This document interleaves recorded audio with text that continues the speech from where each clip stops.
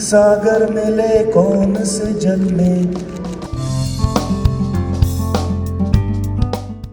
বলিউডের ইতিহাসে এক অসম্ভব সমীকরণ বহুবারই আলোচনায় এসেছে। শাহরুখ খান, সালমান খান ও আমির খান, এই তিন খানের একই ফ্রেমে আসা যেন ছিল এক অলীক স্বপ্ন। দর্শকের মনে বহু বছর ধরে ঘুরপাক খেয়েছে সেই প্রশ্ন, কবে দেখা যাবে তিনজনকে একসাথে। কেউ পারেনি এই অসম্ভবকে সম্ভব করতে, কিন্তু যা পারেনি বলিউড তা করেই দেখালো ইউটিউবার মিস্টার বিস্ট। সাম্প্রতিক সময়ে রিয়াদে ঘটে গেল এক অবিশ্বাস্য মুহূর্ত। সৌদি আরবের রাজধানীতে অনুষ্ঠিত জয় ফোরাম 2025-এর এক ফ্রেমে দেখা গেল বিশ্বের সবচেয়ে জনপ্রিয় ইউটিউবার মিস্টার বিস্টকে। তার পাশে দাঁড়িয়ে ভারতের তিন মহাতারকা শাহরুখ খান, সালমান খান ও আমির খান। মিস্টার বিস্ট নিজে এই ছবিটি শেয়ার করেন 16 অক্টোবর নিজের ইনস্টাগ্রাম স্টোরিতে। ছবি নিচে তিনি লেখেন, হে ভারত, আমরা সবাই মিলে কিছু করি নাকি? এই এক লাইনের ক্যাপশনেই যেন আগুনে ঘি ঢেলে দিল।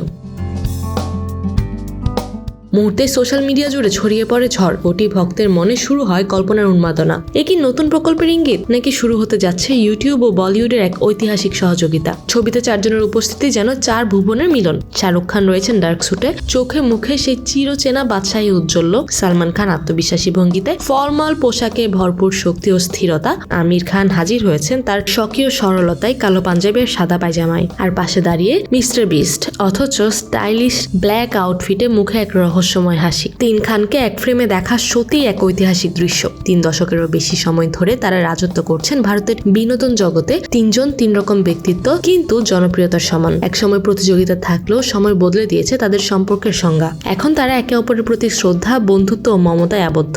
শেষবার তিনজনকে একসঙ্গে দেখা গিয়েছিল আমির খানের তারে জামিন পার সিনেমার প্রদর্শনীতে। এরপর তারা একসঙ্গে হাজির হয়েছিলেন আনন্দ আম্বানি ও রাধিকা মার্চেন্টের বিয়েতে, যেখানে তিনজনের নাচে মাতোয়ারা হয়েছিল গোটা ইন্টারনেট।